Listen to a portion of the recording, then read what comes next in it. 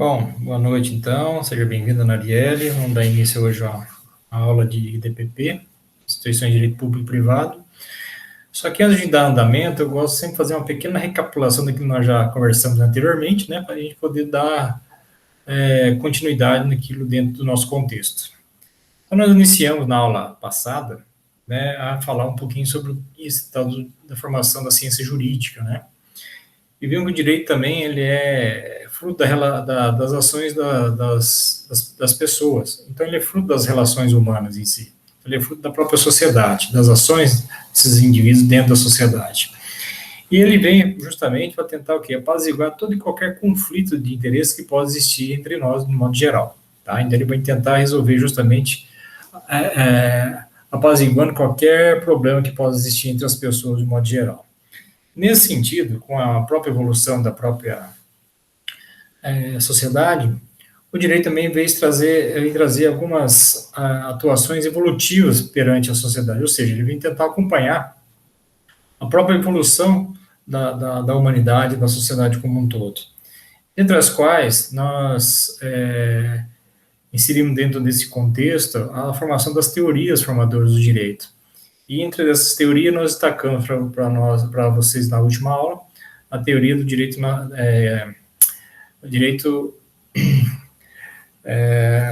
do justnaturalismo, ou seja, o direito natural, né?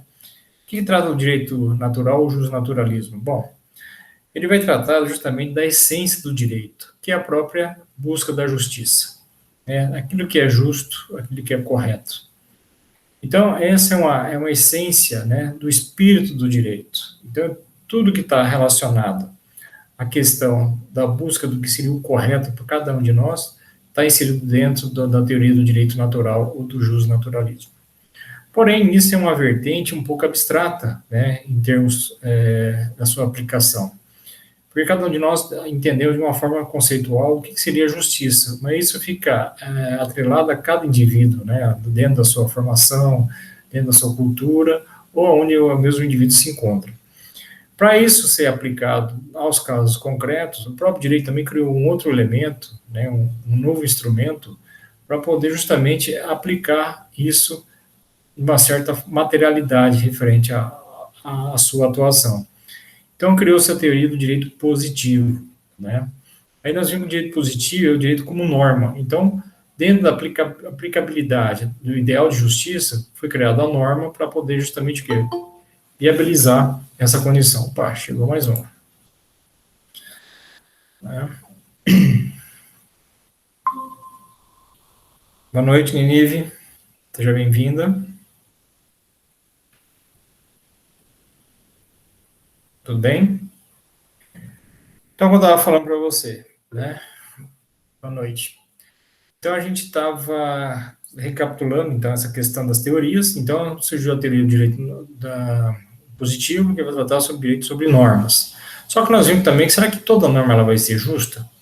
Então, dentro dessa condição, criou-se, então, a teoria, dentro do direito positivo, do direito objetivo, ou também conhecido como norma de agir, ou norma agente, ou direito subjetivo, ou facultas agente, ou faculdade de agir, né? Então, direito objetivo, ou norma de agir, ou norma agente. O que é isso? Então, é o direito como uma norma mesmo, dentro de uma organização social, né? Então, é um conjunto de normas jurídicas, de determinado país, vamos dizer assim, né? A partir do conhecimento do direito objetivo que se deduz o direito como uma aplicabilidade do direito, né, dentro do direito natural, nesse caso. E aí tem também o direito subjetivo, que é a faculdade de agir, né, que é o facultas agentes. São as circunstâncias que se analisam, né, na aplicação de um direito ou de um dever também, né. Então, é aquela que a pessoa possui frente à sua razão do direito. Então, é a possibilidade de agir e exigir algo previsto no próprio direito, nesse caso. Tá? Então, aquela situação. No direito objetivo, o direito age como uma forma de normas, né? Então, o que está já pré-estabelecido, já fica subentendido naquela situação como base para tentar resolver aquele conflito de interesse. Por exemplo, já citei na aula anterior, se o indivíduo comete algum ato atentatório à vida de alguém, vai estar previsto isso o quê? Dentro da norma. dentro da tipificação chamada o quê? Homicídio. Se a pessoa comete tal ato, tá, existe a previsão legal referente a essa situação, que é a reclusão. Então, a sanção prevista para a punição de um ato previsto, no caso de atentar à vida de alguém, né, existe a reclusão, quer dizer, a prisão desse sujeito. Porém, se é que foi feita justiça referente a isso? Bom, nesse caso, é necessário o quê? Analisar todas as circunstâncias que redundam na prática desse ato delituoso, que é o caso, né, do direito subjetivo. Então, o direito subjetivo, ele visa justamente o quê? Analisar todas as circunstâncias que redundam na prática desse ato. Então, isso vai dar, para poder dar alcance, né, se vai poder aplicar uma punição maior ou menor frente ao ato praticado pelo sujeito. Então, isso pode tanto agravar a punição como atenuá-la. Por exemplo, se o cara agiu em legítima defesa, por exemplo, isso é um pressuposto de tentar o quê? Atenuar uma previsão legal de punição a esse sujeito. Então, pode diminuir a sua punição. Mas o cara agiu com requinte de crueldade, agiu com motivo torpe, ou então, né, por inocência do réu, seja lá o que for. Então, isso pode ser uma situação que de agravar justamente uma futura o quê? Punição a esse sujeito. Então, analisar todas as circunstâncias, né, que se dá ao ato delituoso provocado pelo sujeito nesse caso, quem vai fazer essa análise é o direito subjetivo, para dar justamente o quê? Um alcance maior, né, da previsão referente ao ideal de justiça lá do direito natural, tá certo? Então, é um instrumento utilizado pelo próprio direito que visa justamente o quê? Viabilizar uma condição de tentar alcançar a previsão do direito de justiça, tá? Então, são essas teorias que nós mencionamos para vocês na aula passada e que, né, que eu acabei de...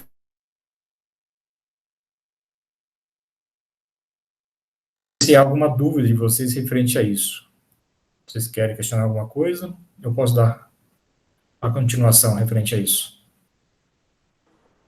Por mim, pode continuar. Tudo bem, Nadia? Tudo bem, Ninive? O que vocês acham? Tem alguma dúvida? Tá tranquilo? Então tá bom. Então vamos dar continuidade à aula, então. Tá? Então hoje eu vou falar um pouquinho da questão dos elementos formadores do direito e a classificação dessa ciência jurídica também, tá? Só que antes de eu falar nesse sentido, né, eu só queria, só para a gente finalizar essa parte, dizer que é o seguinte, existem, então, esses controles, né, de instrumento de controle social, da própria, que busca o bem comum e a paz social dentro da sociedade, nesse caso, tá? Então, o direito, na verdade, tá, ele tem como essas normas jurídicas, então, ele tem a aplicação do quê? De uma força, de uma sanção, ou seja, de uma coação, tá certo? Então, ele cumpre esse papel, né, em razão dessa força coercitiva, de impor uma regra, de impor uma punição frente àqueles indivíduos que cometeram alguma irregularidade aos seus atos. Diferente de outros instrumentos de controle social, por exemplo, a moral. A moral também é um controle, né, um controle social, um instrumento de controle social também. Só que ele possui o quê? Apenas normas morais. Então, ele sugere uma conduta. Né? Então, você vai se moldar de acordo com uma conduta, mas não existe algo punitivo referente a isso. Como também a religião, né? Então, as normas religiosas também, eles inserem os preceitos religiosos que sugerem também o quê? Uma conduta. Então, você vai seguir também da religião e você vai se moldar referente àquilo, mas não existe uma punição prevista referente ao não cumprimento disso. Ou como as regras de etiqueta também, que são normas de dictado social, né? Convenções que sugerem o quê? Condutas também. Já o direito, que é uma norma de conduta, porém ele tem uma previsão que de punibilidade. Caso você não venha cumprir, você vai sofrer o quê? Tais punições, certo? Bom, fechando isso então, vamos começar a falar um pouquinho sobre os elementos do direito, tá? Os elementos do direito são aqueles que promovem e sustentam, então, a existência da própria ciência através do quê? Seus formadores. Ele é constituído de 3 elementos básicos que dá a formação dessa ciência. Primeira delas, sujeitos. Sujeitos, né, são os próprios indivíduos, são as pessoas, de modo geral. tá? Então, o direito, ele é fruto da ação desses sujeitos, tá? Ele é fruto das ações dessas pessoas, né? E esses sujeitos, ele pode ser dividido em duas espécies, tá? As pessoas naturais, pessoas físicas, nós aqui, tá? O ser humano, né, capaz de direitos e obrigações na esfera, né, do direito, e a pessoa jurídica, né, que é uma entidade formada por pessoas, né, por indivíduos e também por quê? Por patrimônios, né? Então é reconhecido tanto pelo Estado como detentor de direitos e deveres também, tá certo? Então, existem duas formas de pessoas, ou seja, duas formas de sujeitos, tanto as pessoas naturais como as pessoas jurídicas, tá? E elas podem atuar tanto no polo ativo quanto no polo passivo de um ato jurídico. Então, o que seria aquele sujeito ativo? O que seria esse sujeito passivo? Bom, sujeito ativo é todo aquele que promove um ato jurídico, aquele que promove uma ação. Já o sujeito passivo é aquele que vai o quê? Sofrer esse ato, vai sofrer essa ação. Então, imagina o seguinte, um indivíduo deve uma certa quantia para outro.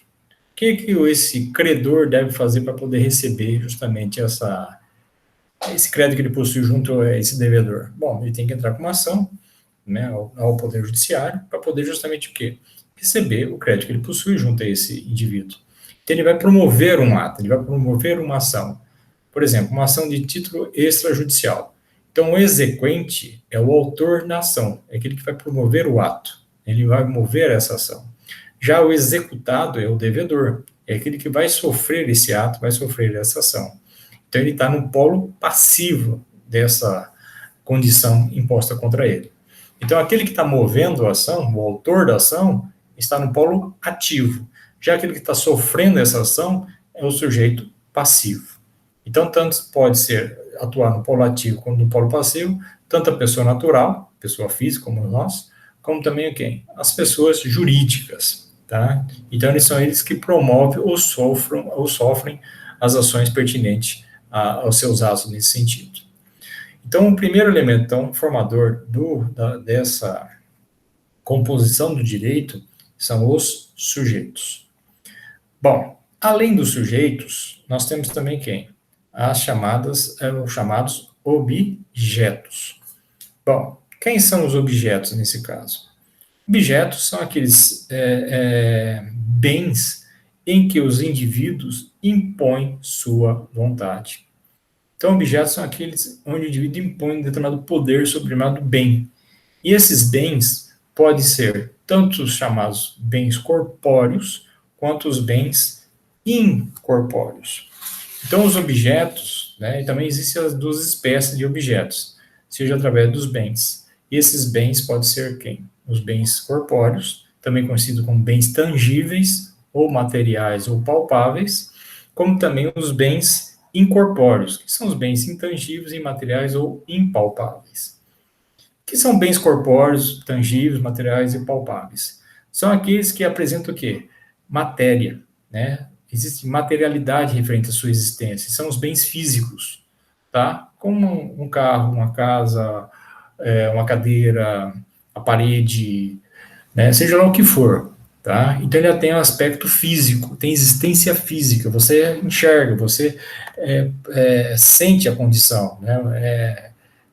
Presente toda a sua existência física nesse sentido. Então, ele apresenta uma matéria, por isso que é um bem material, um bem corpóreo, tá certo?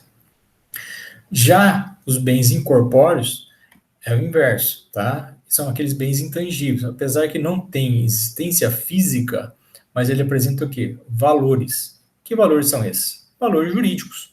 Então, por exemplo, uma ação, uma marca, uma patente, um símbolo, né? A questão do próprio nome do indivíduo, então direito ao nome, a imagem da pessoa, isso tem que ser preservada. Por que tem que ser preservada? Porque apresenta valor. Ninguém pode sair denigrindo nada de ninguém sem ter a devida comprovação. Por exemplo, você vai numa empresa, numa loja qualquer, você é mal atendido nessa loja. Isso não lhe dá o direito de você sair denigrindo o nome e a imagem dessa empresa, dessa loja. Existem as ações pertinentes para fazer justamente o ressarcimento de algum malefício que alguém lhe trazer, nenhum lhe trouxe nesse sentido. Porém, não lhe dá o direito de você sair em público, saindo denigrindo o nome, a imagem dessa empresa. Por quê? porque isso apresenta valor, um valor jurídico. E se não for devidamente comprovado que você, né, que você deu causa a essa situação, né, de ser indenizado, algo do gênero, caso contrário, isso pode se reverter contra você também. Então, essa é uma situação que tem que ser o quê? Devidamente tomar cuidado, né? A gente tem que tomar cuidado com aquilo que a gente coloca posta nas internet, etc, etc, porque isso pode ser revertido contra você também. Porque, como falei agora há pouco, o próprio nome, o símbolo, a imagem, a marca, a patente, seja lá o que for, mesmo que não seja um bem físico, mas é um bem valorativo para o direito, então ele apresenta um valor jurídico, tá? Então isso também tem que ser devidamente o quê? Tomar os seus devidos cuidados para não haver nenhuma situação contrária àquilo que você desejaria, na verdade. Tá?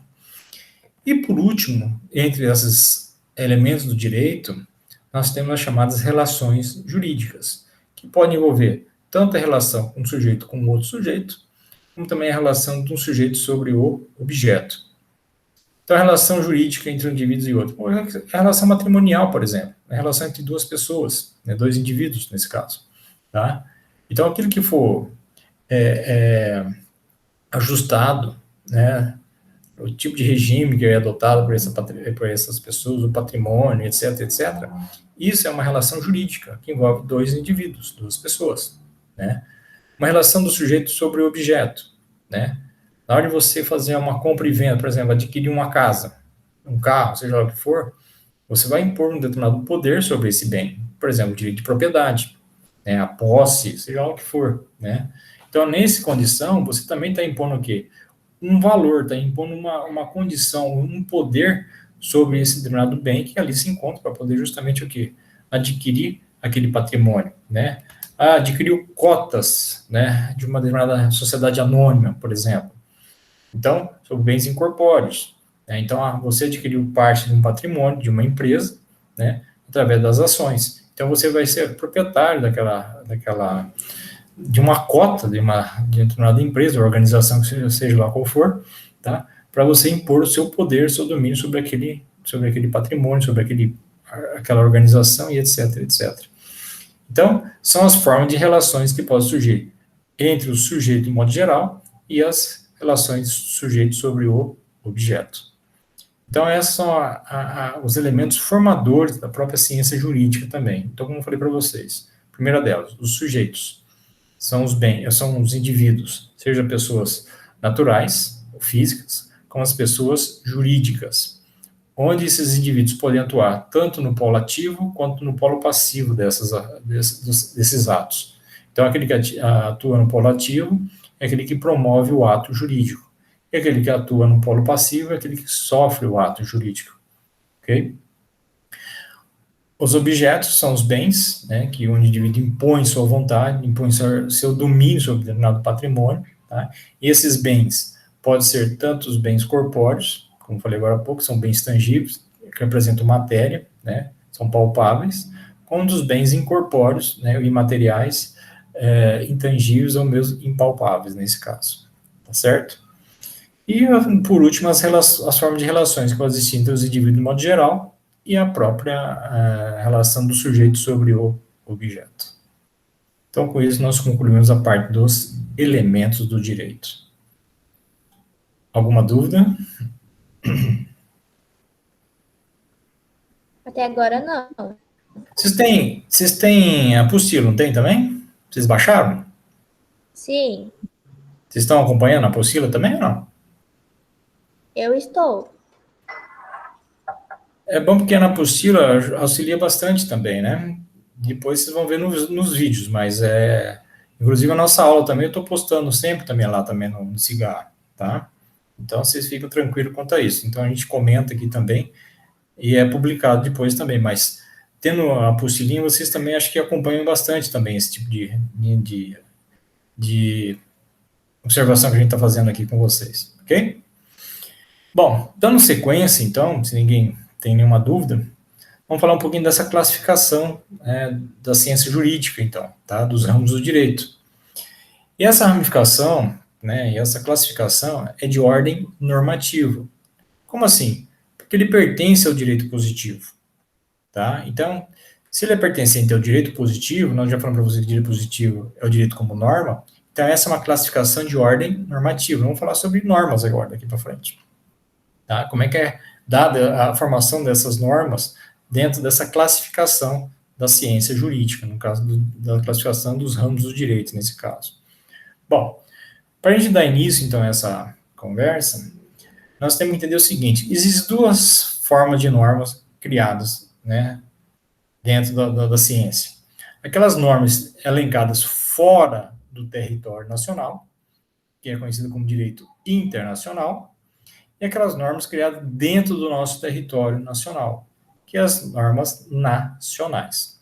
Tá? Então, aqueles que estão elencados fora do território brasileiro, direito internacional. E aqueles criados dentro do direito, dentro do território brasileiro, são as normas nacionais. Bom, entre as normas internacionais, aquelas elencadas fora do nosso território, existem duas espécies também: o direito internacional público e o direito internacional privado. Então, dentro dessa ramificação já começa a ter essa divisão entre elas, tá? O direito internacional público e o direito internacional privado. Bom, o que trata, qual é a característica desse direito internacional público, então? Tá? Então, é uma disciplina da ordem jurídica, né, que vai regulamentar o quê? As relações entre os estados, entre os países, de modo geral, tá? Então, as relações diplomáticas existentes entre os países, quem regulamenta é o direito internacional público. As regulamentações se dão através dos organismos internacionais, os órgãos internacionais. Por exemplo, a ONU. O que é a ONU? Organização das Nações Unidas, tá?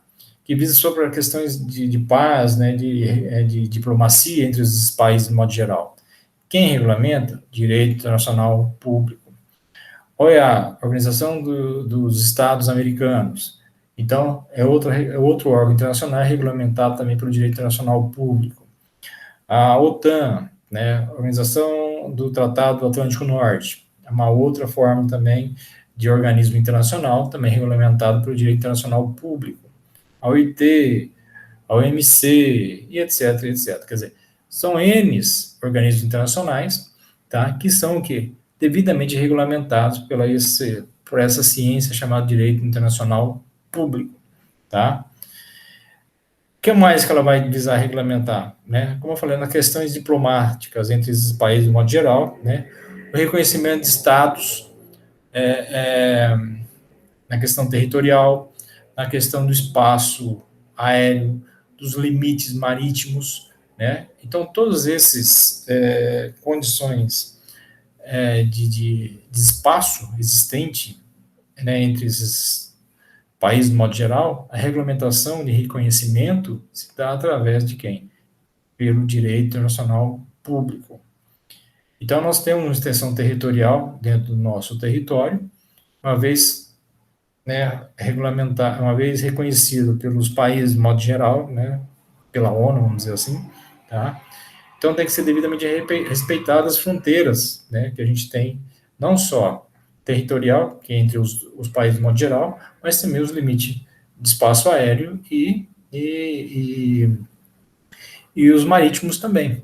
Então, qualquer embarcação que adentrar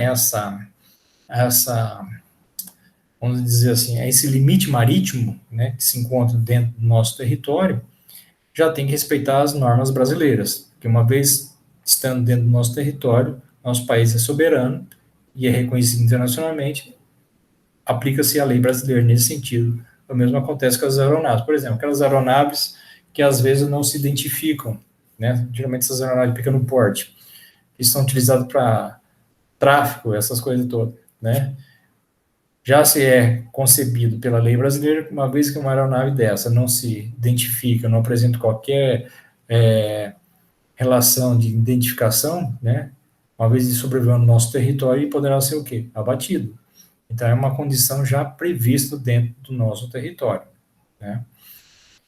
Aos limites marítimos, uma vez que qualquer embarcação que venha adentrar em nosso território, por exemplo, esses barcos de pesca, né, de águas internacionais, uma vez estando dentro do nosso território, não tiver a devida legalização para poder fazer essa exploração, eles não podem levar nenhuma forma de produto nosso sem a devida autorização da Marinha, por exemplo. Então, é o limite marítimo pertencente ao nosso território, tem que ser devidamente respeitado. Quem regulamenta? Direito internacional público. Existem também aquelas questões de extensões territoriais. Por exemplo, alguns anos atrás, o continente antártico, ele era uma terra de ninguém praticamente, né, uns 40 anos atrás. Então surgiu, né, tratados internacionais regulamentados pelo direito internacional público que viabilizou a questão de você fazer a exploração, né, do continente antártico com as devidas restrições frente à questão de pesquisas, né, não é questão de ordem financeira, mas sim exploração de conhecimento, né, científico, etc, etc. Então, todos aqueles países que tivessem interesse, né, e cumprisse todas as normas que ali foram estipuladas, poderiam estender um parte do seu território lá no continente antártico. Então, o Brasil fez a tarefa de casa, né, estendeu também aos cumprimentos dessa determinações de ordem internacionais, e nós temos também uma parte territorial lá no continente antártico a fim de exploração. Então, nós temos uma base militar lá também para poder fazer esse tipo de pesquisas e questões científicas que lá são pertinentes nesse caso, né, e como outros países também. Tá? Então, nós temos também uma condição prevista lá no continente antártico para esse tipo de espécie de exploração.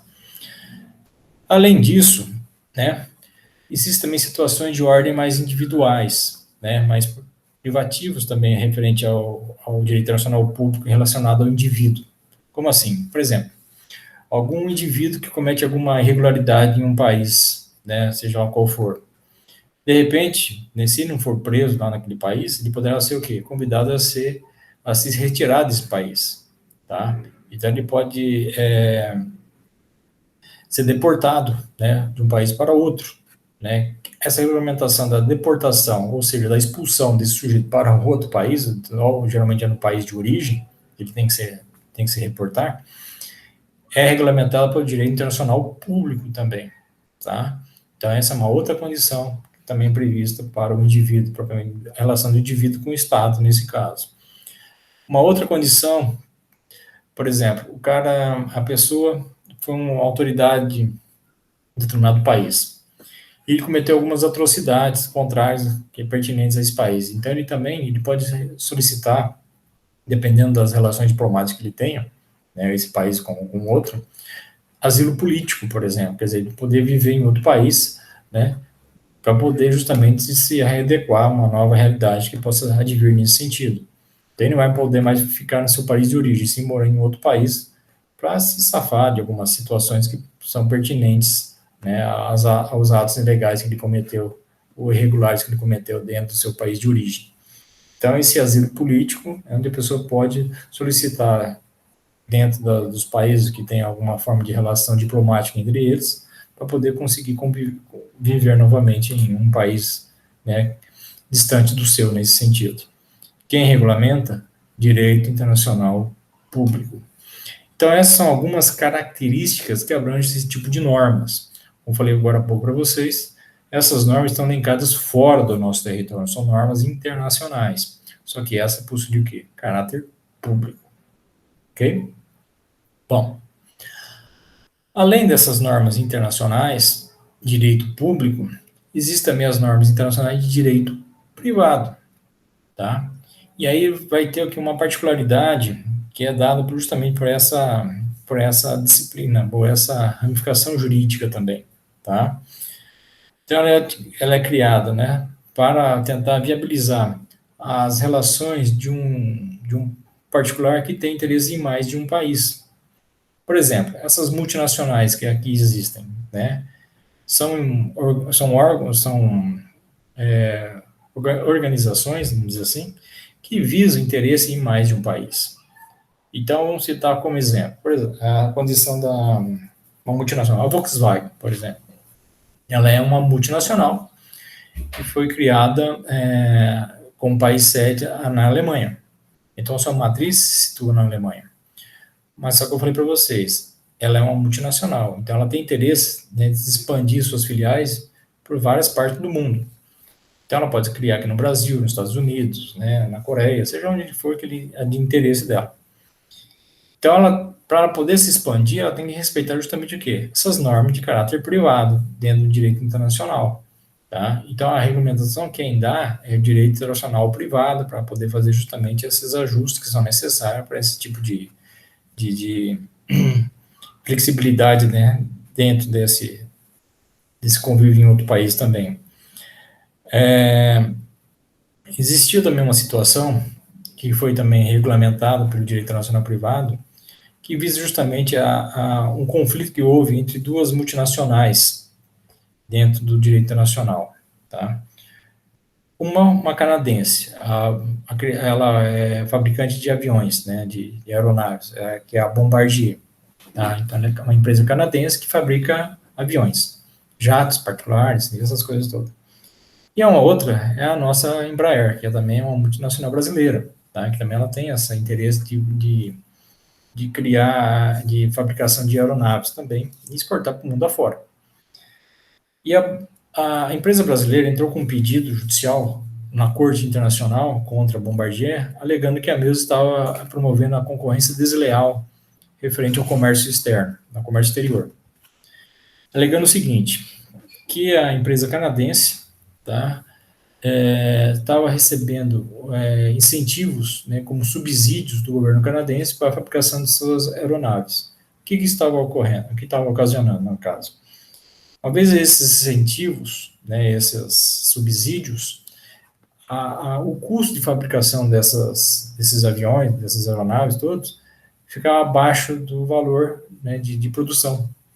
E uma vez que a produção dela, né, o custo de produção estava abaixo daquele que era considerado como mais viável, mais normal nesse sentido, o preço das aeronaves para ser exportado também seria mais baixo. Então, isso estava ocorrendo o quê? A disputa do mercado por concorrência desleal. E isso é um ato impeditivo dentro do direito internacional. Ou seja, tem que cumprir as mesmas regras que tem de um país para o outro, de um fabricante para o outro. Então, foi alegado esse tipo de ação contra a canadense, a empresa canadense, a Bombardier, levado ao Tribunal Internacional pela Embraer nesse caso, e a empresa brasileira acabou ganhando essa disputa judicial.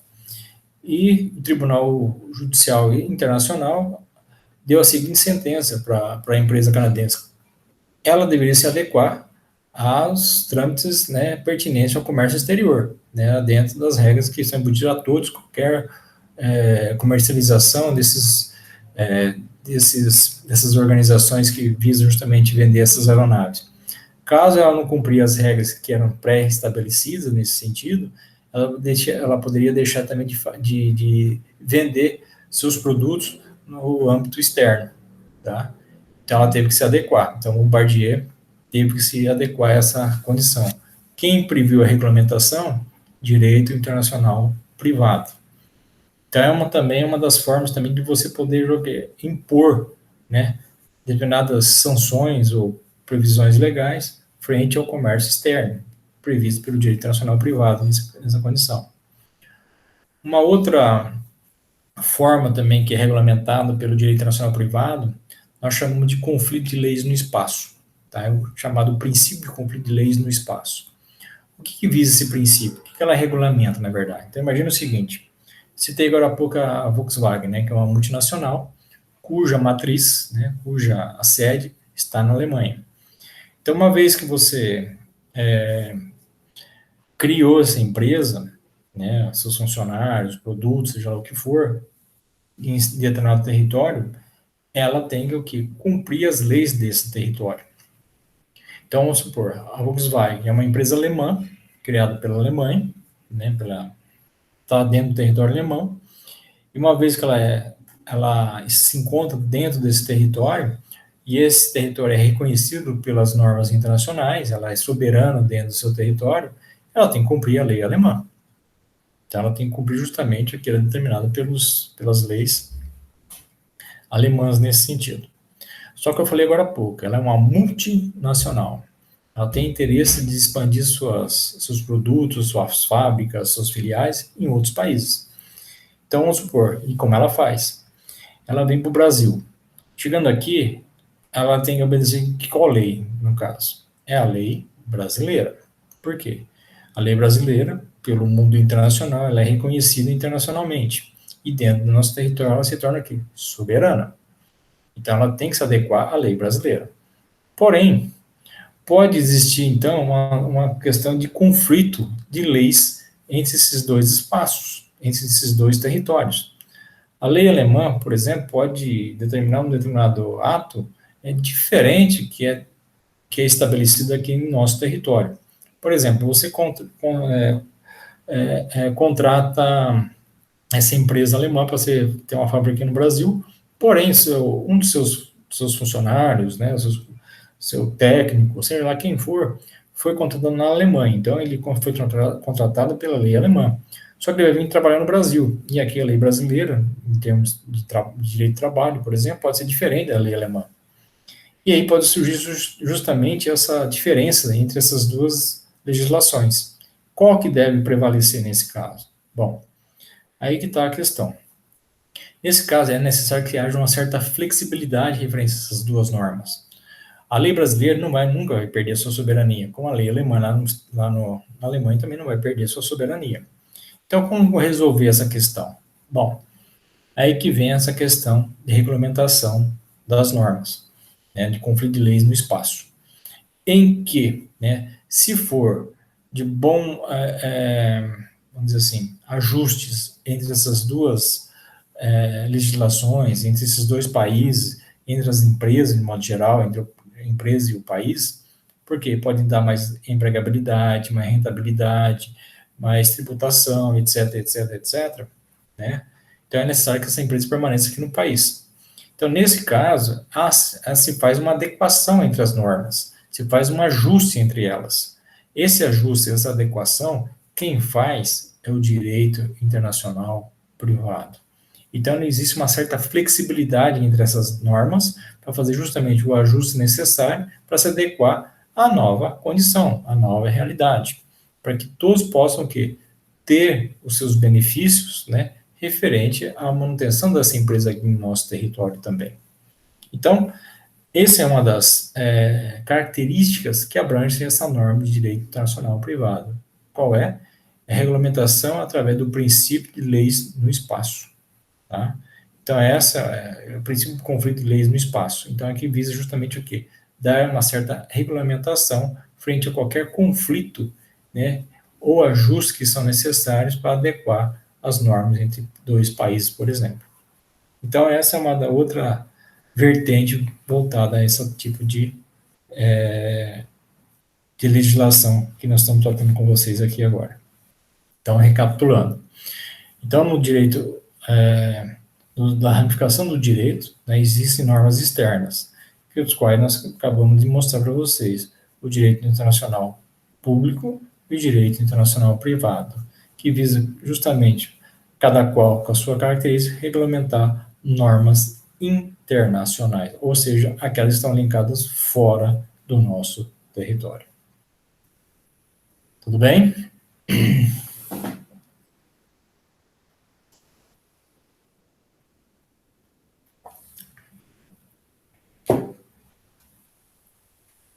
Alguma dúvida até então?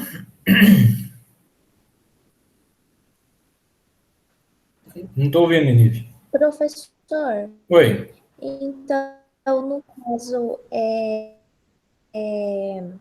o direito internacional privado diz respeito à questão das organizações, né?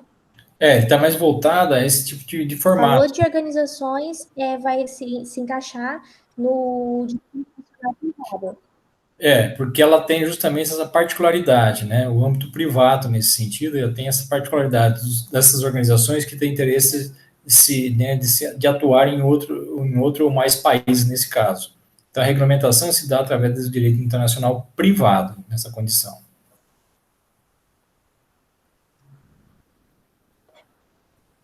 Ficou claro?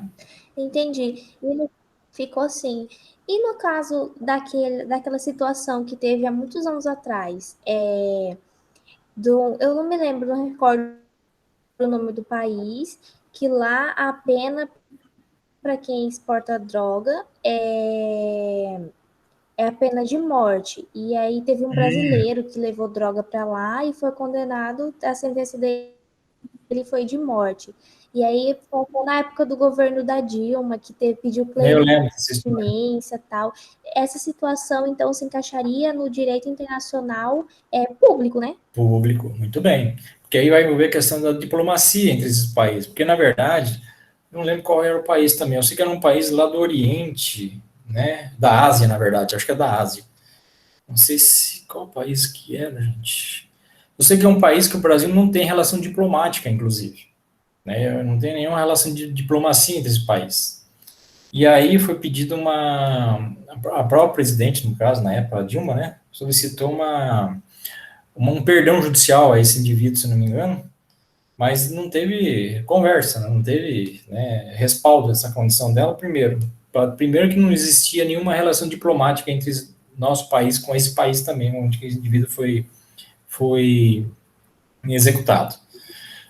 E outra, como falei agora há pouco, uma vez que é reconhecido a norma interna de um país, através dos órgãos internacionais, dado pelo direito internacional público, inclusive, ratificado pelo direito internacional público, nesse caso, não tem muito que os outros países, os órgãos internacionais, têm a fazer sobre esse país.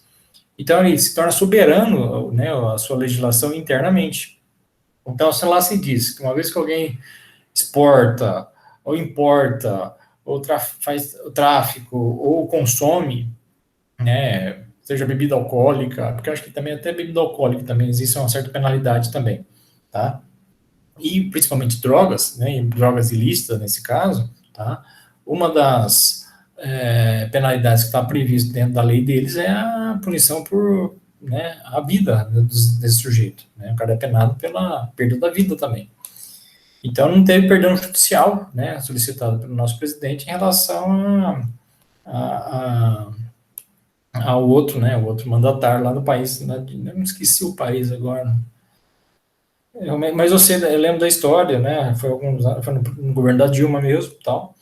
Mas a regulamentação, quem dá é o direito nacional público. Só que aí que está o agravante, né? Não existia uma relação de diplomacia entre o nosso país a esse país também, onde o cara foi condenado. Então o cara chegou lá com as drogas, foi pego, né? Já foi preso e aí já foi sentenciado a pena de morte. E não teve como fazer nada, não tem como. Né? Então, a regulamentação, quem fez foi o direito internacional público, sim. Não sei se esclareci isso para você aí nessa história aí. Né? Esclareceu sim. Eu não lembro Obrigada. do país, eu queria lembrar também, mas não lembro. Não lembro mesmo. Tem que dar uma pesquisadinha depois. Eu também não consigo me recordar. É, eu sei que é um país asiático, se não me engano, né? Eu acho que é um país asiático lá. E aí muda tudo, a questão da religião, né, dos costumes deles, e tem várias situações lá que justamente dá uma robustez na sua soberania internamente. E uma delas é essa também, a questão das drogas, né? O cara cometeu tal ato ilícito, vai sofrer as consequências lá daquele país. E não tem deportação, não tem nada. O cara vai sofrer os danos lá mesmo. Bom, então essa é a minha menção sobre os direitos internacionais, nesse caso, seja de ordem pública ou mesmo privado, tá? E também existe, então, as leis internas de cada país. No caso do Brasil, são as leis nacionais, né? O direito nacional. Dentro do direito nacional, o que diferencia a norma, tá? Aliás, dentro do direito nacional existem dois tipos de normas, né? O direito público e o direito privado, tá? Então, o que diferencia o direito público do direito privado é a própria norma, tá? E cada uma delas vai ter uma característica própria referente à sua atuação. Como assim? Por exemplo, no direito público, tá? A norma tem uma característica, tem uma denominação própria, que é direito com normas imperativas. O que significa isso? É uma norma rígida. Como diz o próprio nome, é império, de imposição. Tá? Ele impõe a sua condição. Ele impõe a vontade da norma nesse sentido. Então, não dá margem para discussão. Tanto que uma das frases que são direcionadas a condição dessa norma imperativa, diz o seguinte: a norma deve ser assim seguida. Então, está impondo a condição, tá? Está impondo a vertente da norma. Então, para justamente impor a vontade do Estado nesse sentido. Então, a norma deve ser assim seguida. Diferente do âmbito privado, tá? No âmbito privado, a norma ela é um pouco mais flexível, tanto que a característica da norma é conhecida como normas supletivas. Então, na frase anterior, no direito público, eu falei deve ser assim seguida. No âmbito privado, que a norma é supletiva, ela diz o seguinte: pode ser assim seguida. Então, existe uma certa faculdade ao cumprimento dessa norma, ou fazer a vontade dessa norma nesse sentido. Então, existe uma certa flexibilidade referente à norma. Então, pode. Já na outra, não. Deve. É diferente. Tá? Então, uma é impositiva, a outra é mais flexível. Uma é imperativa, a outra é supletiva. Então, vamos pensar da seguinte forma. Imagina um contrato. Tá? Um contrato de compra e venda. Esse contrato de compra e venda é regulamentado pelo direito privado. Por quê? Porque dentro do contrato existem algumas características próprias do contrato. Tá? E uma delas, no âmbito privado, para vocês terem uma ideia, é a questão da bilateralidade. O que significa bilateralidade de um contrato? Quer dizer o seguinte, que as duas partes podem o quê? Transigir. As duas partes podem manifestar seu ato de vontade. Então, vamos supor, no contrato de compra e venda, nós temos o comprador, a figura do comprador e a figura do vendedor. Então, o comprador, tá, ele vai impor as suas regras, né, de acordo com a sua vontade. Já o vendedor também vai impor a sua condição de acordo com a sua vontade. Então, eles vão transigir, quer dizer, os dois vão se manifestar para poder chegar a um acordo, para poder o quê? Estabelecer uma regra entre os dois. Mas a lei deu a oportunidade dos dois poderem se manifestar. Então, existe essa flexibilidade da regra. Uma vez estipulado dentro dos limites legais, né, esse contrato se torna o quê? Lei entre essas partes. Então, o vendedor, por exemplo, vai estipular a entrega do produto, né, em determinada data, só no final do pagamento, sei lá. Ele vai estipular algumas formas, né, que é pertinente a ele. Já o comprador pode estipular também a divisão do pagamento, o prazo, e etc, etc. Quer dizer, cada qual vai se ajustar aquilo que é de seu interesse para poder justamente aqui, chegar a um denominador comum, que é a formação desse contrato de compra e venda. Uma vez feito isso, cumpre-se o que está dentro do contrato. Entenderam? Mas, como falei agora há pouco, esse contrato está na esfera privada, é um contrato que bilateral. Ou seja, as duas partes manifestaram esse ato de vontade, as duas partes transigiram, tá? Estipularam o que bem entenderam, o que acharam que é pertinente a cada uma delas. Já no âmbito público, muda a configuração, a característica desse contrato. Por quê? Em vez de ser lá no âmbito privado, como é bilateral, o âmbito público ele se torna o quê? Unilateral. Ou seja, apenas uma das partes manifesta o ato de vontade. Por exemplo, o contrato de licitação. O contrato de licitação dá margem para quem poder estipular a forma como tem que ser estipulado o contrato. Somente a parte voltada ao poder público, a administração pública. Então, a administração pública, o gestor público, o poder público, de modo geral, este vai estipular as regras desse contrato. Ele não vai dar margem, ele não vai dar condição para a outra parte poder se manifestar, que é o indivíduo que quer fazer parte desse certame, dessa licitação de modo geral. Então, ou você se adequa como cidadão, como indivíduo nesse caso, né, às regras estipuladas pelo poder público dentro desse contrato de licitação, ou você está fora. Então, ali não tem margem para discussão, ali não tem margem para você estipular o que você pretende. Não. Quem é a pretensão cabe somente ao poder público. Por quê? Porque o contrato, em vez de ser bilateral, ele se torna o quê? Unilateral. Somente uma dessas partes vai estipular as regras. quem estipula é o poder público. Então, eu falei agora há pouco, no direito público, a estipulação da regra é dada pelo poder público. Então, é uma norma imperativa. Cumpre-se o que é determinado por ela, deve ser assim cumprida. Já no âmbito privado, a norma é supletiva. Então, existe uma flexibilidade dessa norma. Então, pode ser assim cumprida.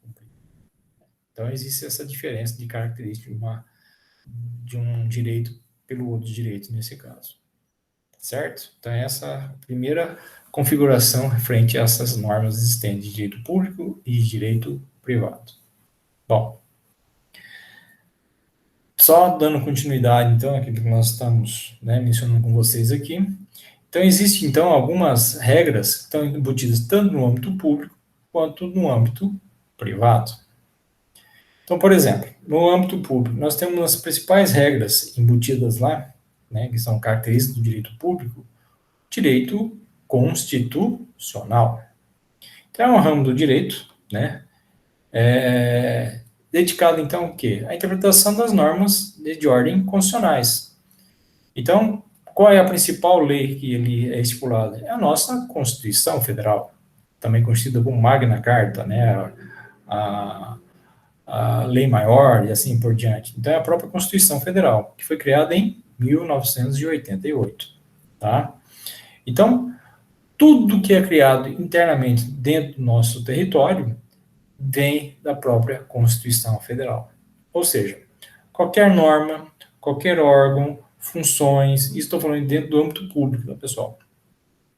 Tudo isso, então, tem que estar o quê? Atrelado à Constituição. Por exemplo, se uma lei, ao ser criada, não tiver embasamento constitucional, essa lei perde a sua vigência, ou melhor, ela perde qualquer validade referente à sua condição. É uma norma considerada como uma norma inconstitucional. A norma inválida, não tem efeito algum. Tá? Então, por isso que é necessário que se tenha embasamento constitucional para a sua condição de permanência nesse sentido. Então, vamos supor que a gente criasse uma pirâmide governamental. Tá? O que está acima dessa pirâmide é a nossa Constituição Federal. Então, ela está no ápice dessa pirâmide. Tá? Então, tudo que vier abaixo dela, por exemplo, os poderes da administração pública, poder executivo, legislativo e o judiciário, tá? Então, eles estão atrelados entre eles de uma forma, na verdade, eles atuam de uma forma autônoma, independente um do outro, tá? Agora, o que vincula a uma forma de atrelar um com o outro seria o quê? Uma forma de fiscalização constitucional, quer dizer, a própria Constituição em si fiscalizando os seus atos. Uma vez não cumprindo, vai sofrer as ações pertinentes a cada um desses órgãos também. Então, a atribuição de suas competências, a divisão desses órgãos, a criação delas, tudo isso tem que ver o quê? Da própria Constituição Federal.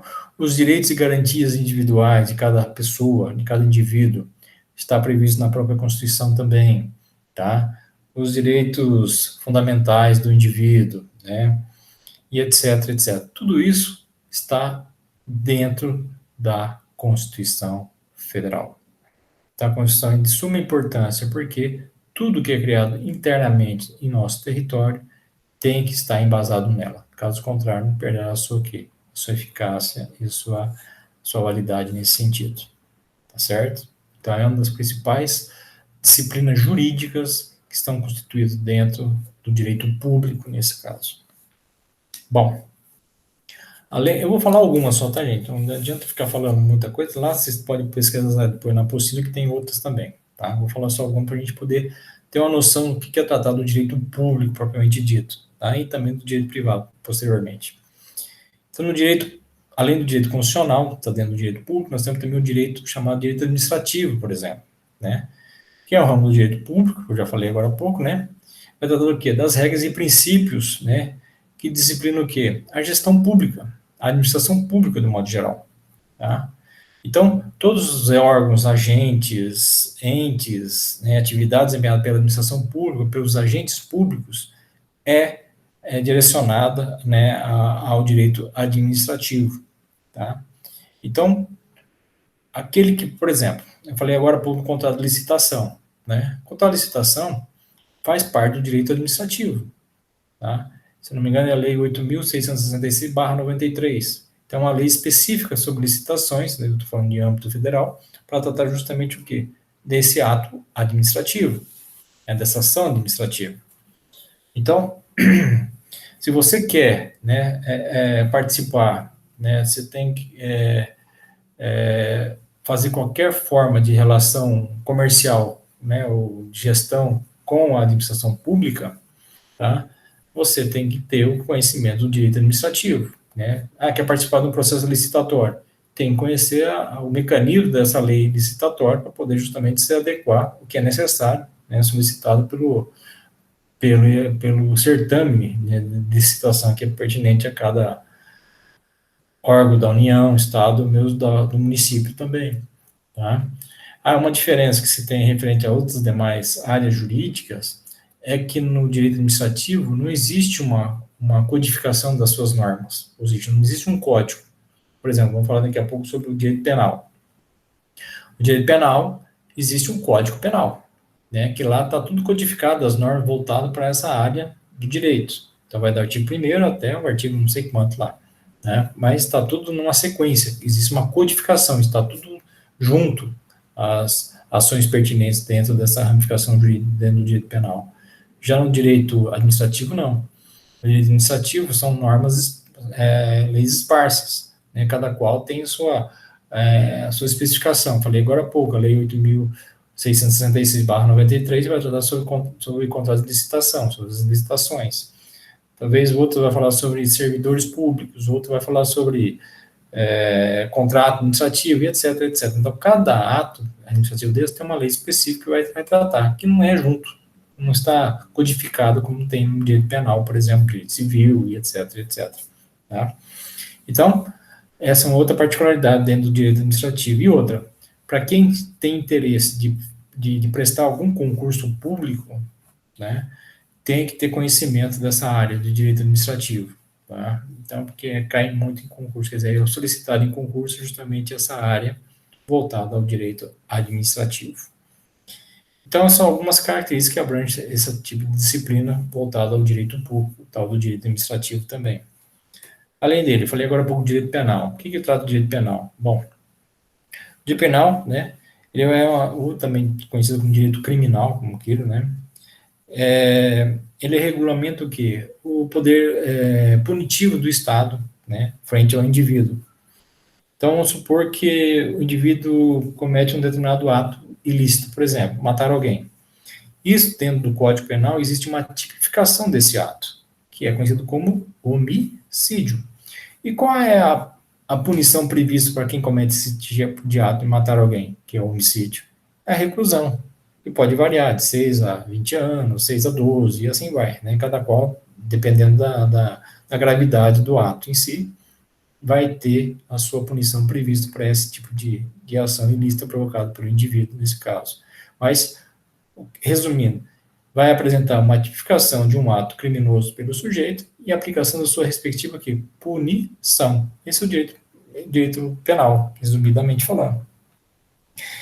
Então, o cara comete um outro crime, por exemplo, roubo seguido de morte. Já existe uma outra tipificação prevista dentro do Código Penal, que é o chamado latrocínio. Isso vai o quê? Aumentar a punibilidade contra esse sujeito. Então, aumentar a sua punição. Se o cara comete um ato desse, mas para muitas pessoas, né, várias pessoas ao mesmo tempo, o cara então comete o quê? Um chamado genocídio. Então aumenta muito mais a sua punição referente a isso. Então vai deixar mais agravada a sua punição. Então cada ato provocado pelo sujeito de forma ilícita, previsto dentro do código, tá, vai ter uma penalidade, uma penação, né, a penação, no caso, previsto para cada ato provocado pelo sujeito nesse sentido. Então, essa é uma das características que abrange esse tipo de normas previstas dentro do direito público, o direito penal também. Vou falar só mais uma, então, relacionada ao direito público, por exemplo, o direito processual. O que trata do direito processual? Bom, o direito processual é quando o indivíduo, né, vai ter que seguir determinados procedimentos para poder solicitar, seja um direito ou um dever, ao Poder Judiciário. Por que é o Poder Judiciário? Porque é o poder atribuído pela... Agora começa a fazer a ligação de uma disciplina com a outra. Por exemplo, é o Poder Judiciário que foi dado pela nossa Constituição Federal o poder de poder o quê? Julgar os atos provocados pelos sujeitos. Então, vamos supor que você tem uma dívida a receber, né? Você é acreedor de um determinado débito que tem um indivíduo com você. Como você faz para receber justamente esse débito dessa pessoa, né? Esse crédito que você possui junto a essa pessoa?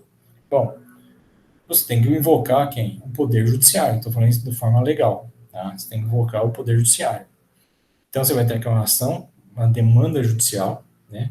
Primeiramente, provocando o Poder Judiciário. Então, vamos supor, você tem um título de execução para ser feito. Então, você vai entrar com ação de execução de título extrajudicial, por exemplo, né? Solicitando ao Poder Judiciário que analise justamente o seu pedido. Só que para isso você tem que estar dentro dos procedimentos previstos na lei para fazer justamente essa solicitação, esse requerimento do seu direito ao Poder Judiciário para que o indivíduo possa vir lhe pagar. Então, nessa condição, o que acontece? O Poder Judiciário recebe esse seu pedido, então você entrou com um procedimento legal, com um processo, nada mais é que um procedimento previsto dentro da norma para poder analisar, seja um direito ou um dever de qualquer indivíduo, nesse caso, e justamente esse Poder Judiciário, né, que foi incumbido pela Constituição, de julgar se você tem ou não esse direito de receber determinada quantia, crédito, seja lá o que for que você está solicitando nesse sentido. Cabendo também a contraproposta, quer dizer, o próprio Poder Judiciário pode levar ao conhecimento do executado, nesse caso, ou para ele fazer o pagamento, ou para ele fazer uma proposta de acordo, ou mesmo negar também. Né? Mas ele tem o direito de resposta, ele tem o direito de se manifestar referente a isso também. Então, todo esse procedimento, quem analisa, quem verifica, é o direito processual. Certo? Então, o direito processual tem justamente essa natureza de poder analisar todos os procedimentos, né, pertinentes em lei para reconhecimento, seja de um direito ou mesmo de um dever de um indivíduo. Então, o modo de operar, o modo operante dessa condição, quem faz é o direito processual. Então, essas são algumas características de disciplinas jurídicas, né, de normas jurídicas, que estão elencadas dentro do direito público. Ok? Está dentro do direito público. Mas não tem só o direito público, nós temos também o direito privado. Então, eu falei aquelas normas supletivas, mais flexíveis, referente à sua atuação, né? Frente aos atos provocados pelos indivíduos, nesse caso. Então, por exemplo,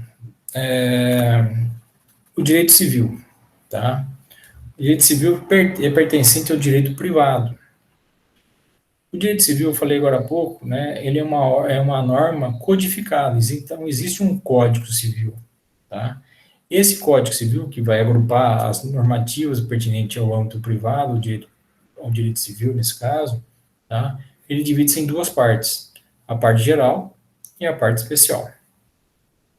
Na parte geral do direito civil, tá, é retratado o que, na verdade? Os três elementos formadores do direito que acabamos de rever lá em cima, né? Há algum tempo atrás aí.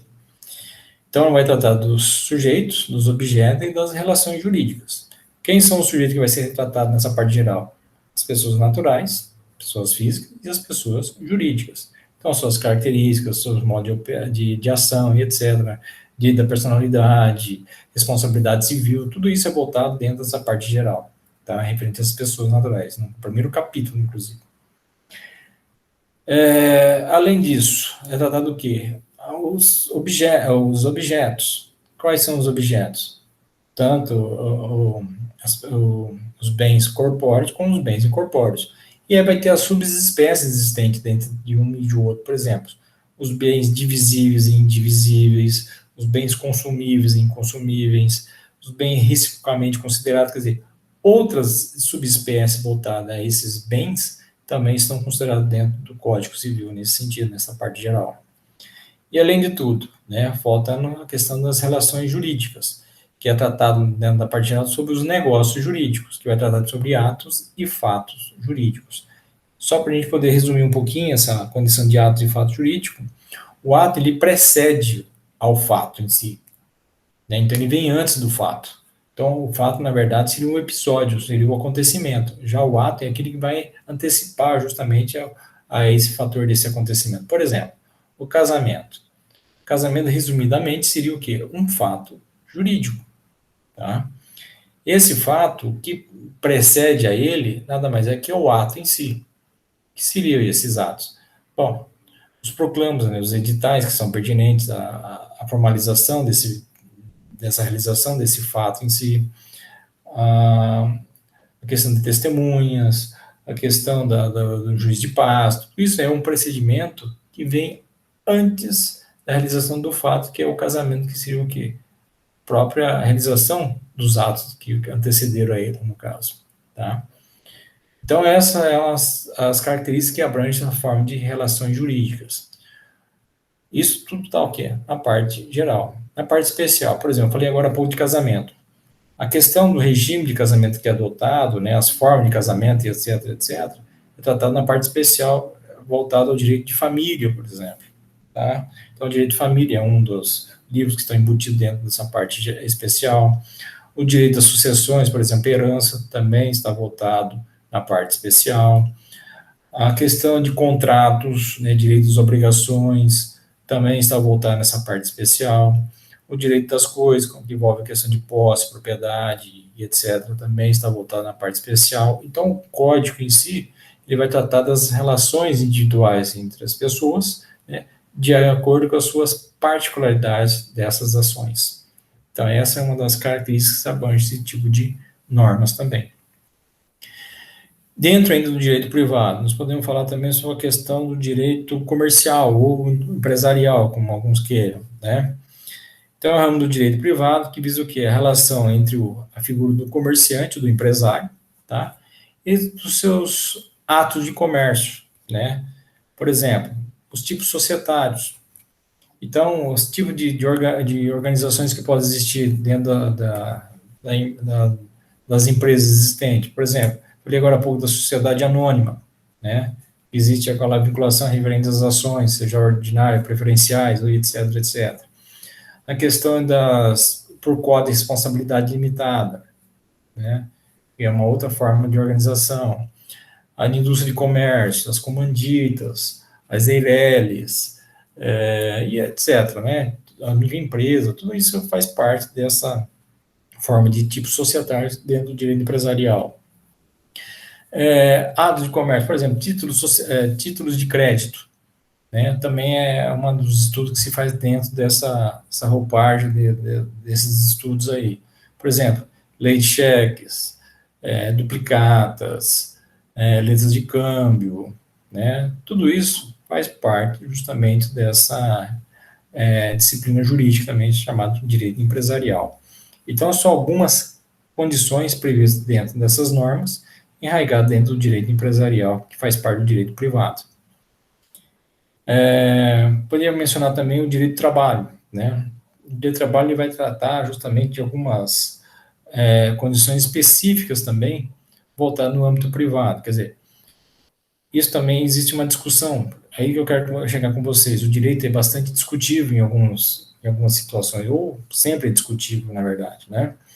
Então, a maioria dos doutrinadores ou autores, né, entende que o direito do trabalho pertence ao direito privado. Por quê?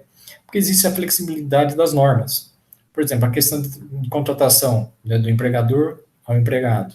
E hoje, então, é bastante evidente essa questão dessa flexibilidade das normas trabalhistas, né, para poder manter o emprego, ajustes salariais, etc, etc, né?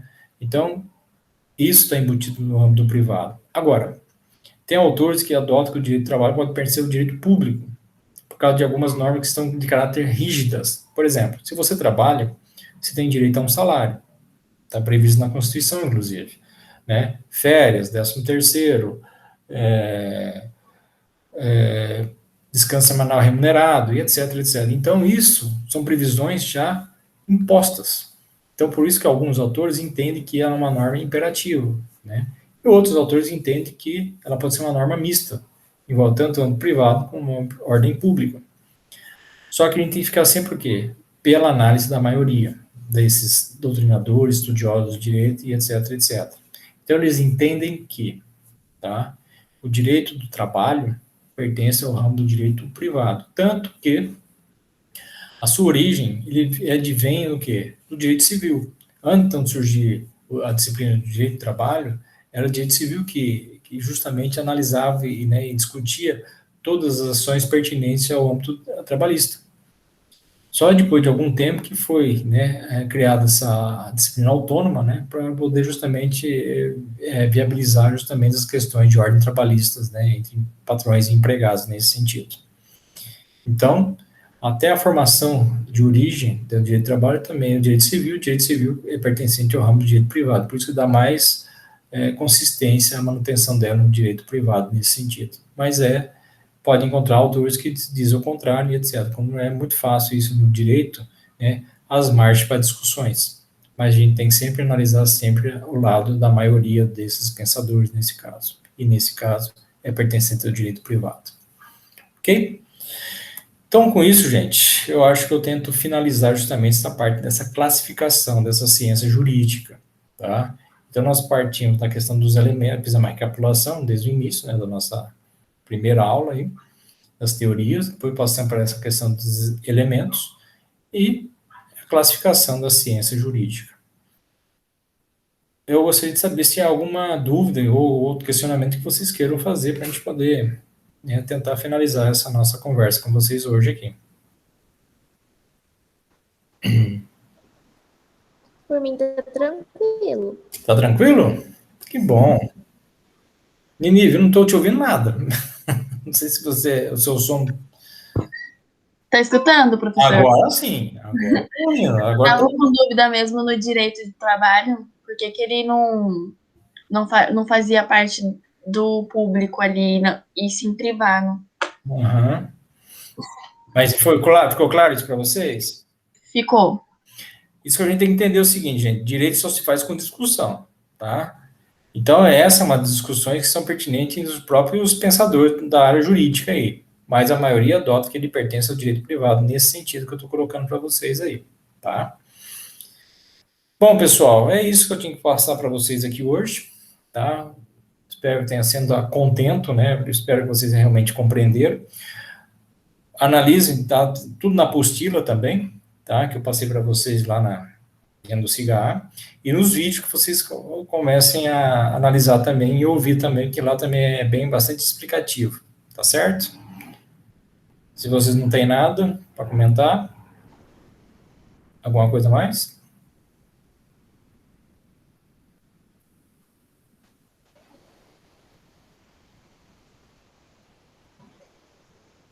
Alô? Tudo ok, professor. Não tô com nenhuma dúvida, não. Que bom. Arielle? Da minha parte também tá tranquilo. Que bom, que bom. Então, gente, eu dou para encerrado hoje, então, tá? Aproveitem o sábado, então, para rever essa nossa matéria aí, tá joia? E eu desejo a vocês uma boa semana, uma boa noite e um bom descanso para todos. E muita saúde também, ok? Ok, boa noite para vocês também. Boa noite, boa noite. Eu vou interromper a gravação, então. Tchau, tchau, gente. Tchau. Tchau, professor. Boa noite. Boa semana. Obrigado, até mais. Tchau, tchau.